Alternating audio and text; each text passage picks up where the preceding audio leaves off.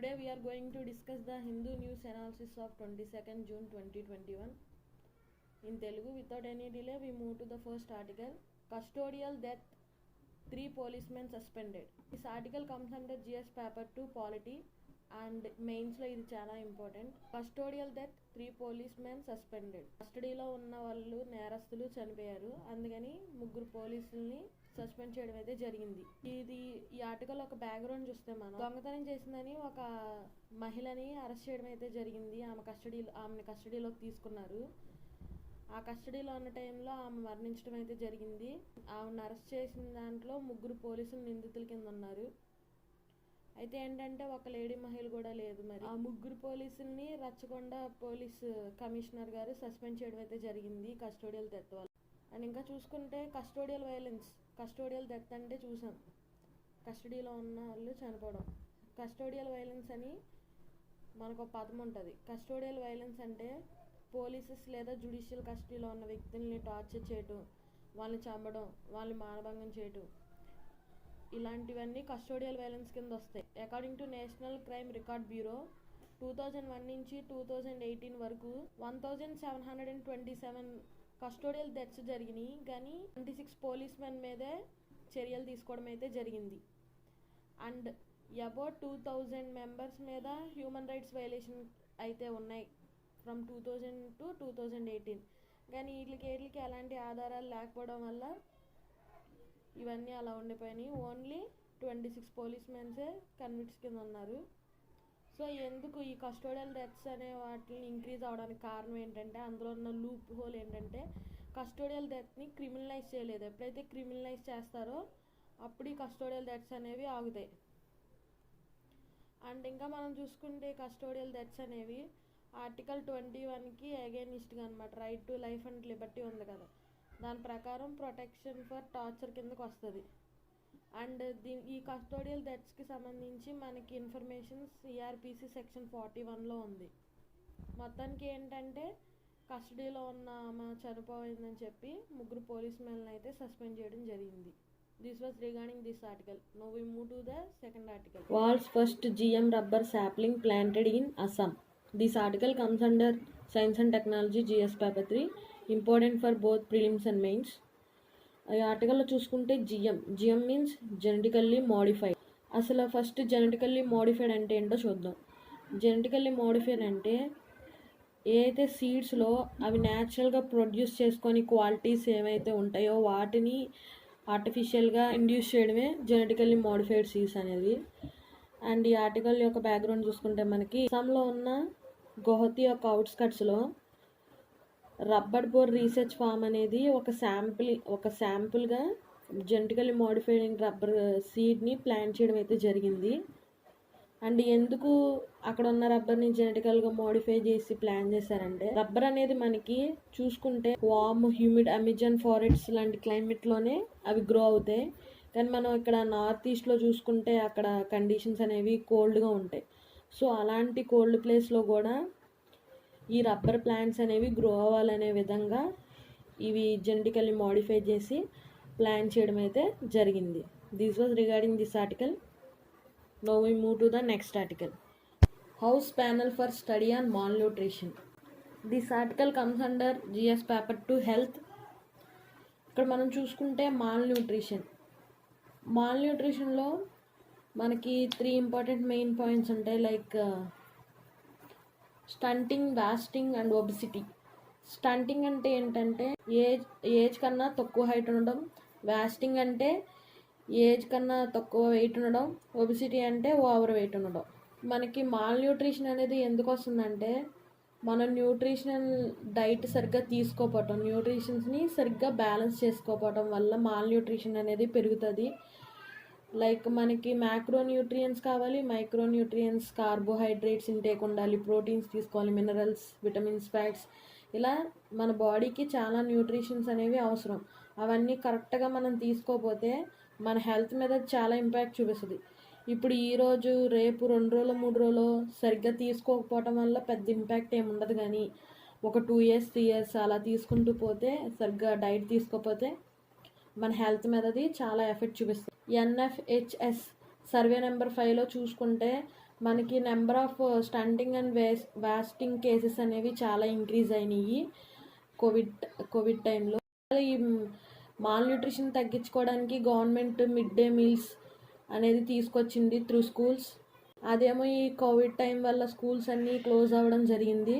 So అందుకనే government ఏం decide అయిందంటే డ్రై రేషన్స్ని అండ్ ప్రతి చిల్డ్రన్కి పర్ మంత్ ఇంత మనీ ఇద్దామని చెప్పి డిసైడ్ అయింది ఇంప్లిమెంట్ చేస్తుంది. కాకపోతే కొంతమంది యాక్టివిస్టులు ఏమంటున్నారంటే ఈ మనీ అనేది చాలా తక్కువ ఇస్తున్నారు, అది సరిపోదని అంటున్నారు. కానీ మనము చూసుకుంటే ఫైనాన్షియల్ క్రంచెస్ అనేవి చాలా వస్తున్నాయి కాబట్టి ఆ ఆర్టికల్స్ కూడా మనం చాలా చూసాము, అందుకనే ఇంత తక్కువ ఇవ్వడం జరుగుండొచ్చు. నెక్స్ట్ ఈ ఆర్టికల్ ఒక బ్యాక్గ్రౌండ్ చూసుకుంటే మనకి పార్లమెంట్ కౌన్సిల్ అడగడం అయితే జరిగింది. Ministry of women and children డెవలప్మెంట్ని ఒక సర్వే కండక్ట్ చేసి ఈ పాండమిక్ వల్ల anganwadi services and malnutritions among childrens మీద ఎంత ఇంపాక్ట్ ఉన్నది అనేది కనుక్కోవడానికి ఒక సర్వే అయితే కండక్ట్ చేయమని అడగడం అయితే జరిగింది. మనం ఇక్కడ చూసుకుంటే అంగన్వాడీ సర్వీసెస్ అనేది చాలా మంచి సర్వీస్. దాని గురించి డీటెయిల్స్ తెలుసుకోండి, చాలా అవసరం అవుతుంది. లైక్ అంగన్వాడీ ద్వారా ప్రెగ్నెంట్ ఉమెన్కి చిల్డ్రన్స్కి చాలా మంచి వస్తువులు అందించడం జరుగుతుంది గవర్నమెంట్. ప్రెగ్నెంట్ ఉమెన్కి మెడిసిన్స్ ఇవ్వడం, ఐరన్ ట్యాబ్లెట్స్ ఇవ్వడం, పిల్లలు పుట్టాక ఎగ్స్ మిల్క్ సప్లై చేయడం, ఇలాంటి చాలా సర్వీసెస్ అనేవి అంగన్వాడీలో జరుగుతున్నాయి. సో ఈ కోవిడ్ టైంలో ఆ సర్వీస్ అనేది అసలు ఎంతవరకు ఎలా జరుగుతుంది అనేది తెలుసుకోవడానికి పార్లమెంటరీ కౌన్సిల్ అనేది ministry of women and child డెవలప్మెంట్ని ఒక సర్వే కండక్ట్ చేయమని అడిగింది. మనం ఇంకో చూసుకుంటే గవర్నమెంట్ అనేది ఒక పోర్టల్ అయితే లాంచ్ చేయడం జరిగింది, పోషన్ ట్రాకర్. ఇదేంటంటే ఓవరాల్ 60 lakhs అంగన్వాడీ వాళ్ళ యొక్క సర్వీసెస్ని ట్రాక్ చేయడానికి పోర్టల్ అనేది తీసుకొచ్చారు. అండ్ ఇంకా మనం చూసుకుంటే కోవిడ్ టైంలో చాలామంది ఆర్పన్స్ అవడం అయితే జరిగింది. లైక్ ఇద్దరు పేరెంట్స్ని కోల్పోవడం, ఫ్యామిలీని కోల్పోయి వాళ్ళకి ఎలాంటి ఆధారం లేకుండా చాలామంది పిల్లలు అయితే ఉన్నారు. అలాంటి వాళ్ళకి పర్ పర్సన్కి 10 lakhs ఇచ్చి వాళ్ళకి హెల్త్ పరంగా ఎడ్యుకేషన్ పరంగా కూడా గవర్నమెంట్ అనేది హెల్ప్ అవ్వడం జరుగుతుంది. This was regarding this article. Now we move to the next article. Right to life should take priority. NHRC. NHRC means National Human Rights Commission. This article comes under GS paper 2 Polity. Video conference అయితే జరగడం జరిగింది. అందులో national human rights commission గారు ఏం చెప్పారంటే right to life should overcome by right to patent holders. మనం చూసుకుంటే Covid టైంలో మనం చాలా డ్రగ్స్ ఇంటేక్ చేసుకోవాల్సి వస్తుంది, అంటే మెడిసిన్స్ పరంగా మనలో ఇమ్యూనిటీ పెంచుకోవడానికి. కాకపోతే ఇక్కడ వచ్చిన ప్రాబ్లం ఏంటంటే ఈ ట్యాబ్లెట్స్కి ఈ డ్రగ్స్కి వేటికైతే పేటెంట్ రైట్స్ ఇచ్చారో వాటి వల్ల ఇది సామాన్య ప్రజలందరి చేతులకి ఈ మెడిసిన్ అనేది రావట్లేదు, ఎక్కువ రేట్లు పెట్టేయడం వల్ల. అందుకని చెప్పి ఆయన కాన్ఫరెన్స్లో చెప్పడం జరిగింది right to life should overcome the right to patent holders. And ఇంకా మనం చూసుకుంటే ఈ కోవిడ్ టైంలో ఈ హెల్త్ కేర్ ఫెసిలిటీస్ అనేవి విలేజ్లో సిటీస్లో ఉన్నంత ఇదిగా ఉండవు, విలేజెస్ అనేవి చాలా ఎఫెక్ట్ అయినాయి. This was regarding this article. Now we are moving to next article. Yet UNHRC grave concern raised over Xinjiang. This article comes under GS paper 2 International Relations. This article is important for both prelims and mains. ఇక్కడ మనం చూసుకుంటే UNHRC United national human rights commission article మెయిన్గా వచ్చేసేసి Xinjiang province గురించి మాట్లాడుకోవడం అయితే జరిగింది. ఈ జింజియాంగ్ ప్రొవిన్స్ అనేది ఒక అటానమస్ ఏరియా ఇన్ చైనా. అందులో కూడా ముస్లిం మైనారిటీ అనే వాళ్ళు ఉంటారు, వాళ్ళు ఉర్గుర్స్ అన్నమాట. వీళ్ళు ఏంటంటే రీసెంట్గా జెనీవాలో 47th సెక్షన్ అయితే జరిగింది. అందులో కెనడా లీడ్ చేసిన 40 కంట్రీస్ అనేవి చైనాలో ముస్లిం మైనారిటీస్ మీద జరుగుతున్న అఘాయిత్యాలపై ఎగైనిస్ట్గా కన్సర్న్ చూపించారు. వాటిలో మెయిన్ కంట్రీస్ వచ్చి US, Australia, Spain, Britain, France, Germany, Italy and Japan.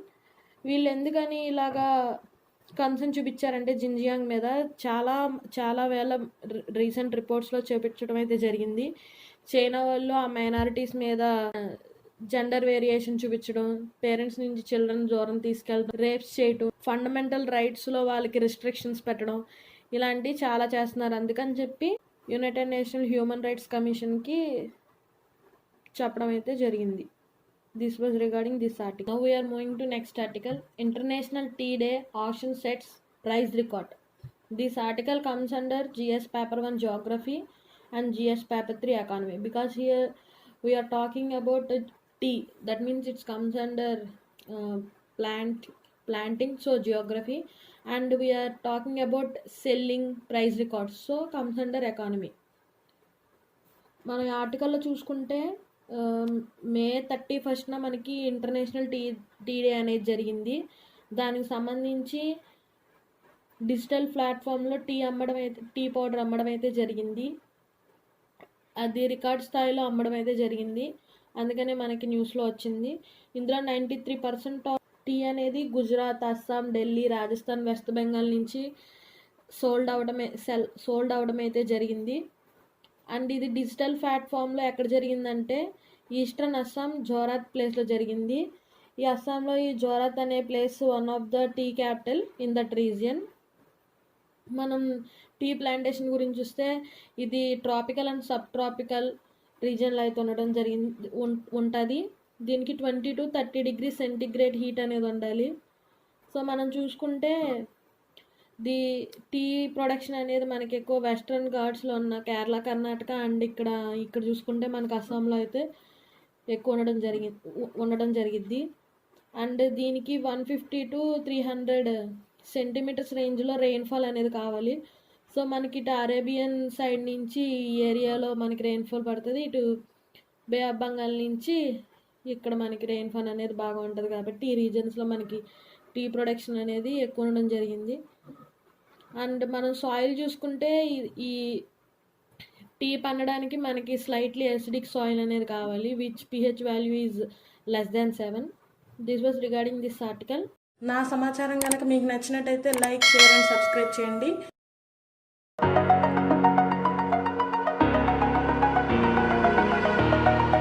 Over the edge, feel like I'm floating through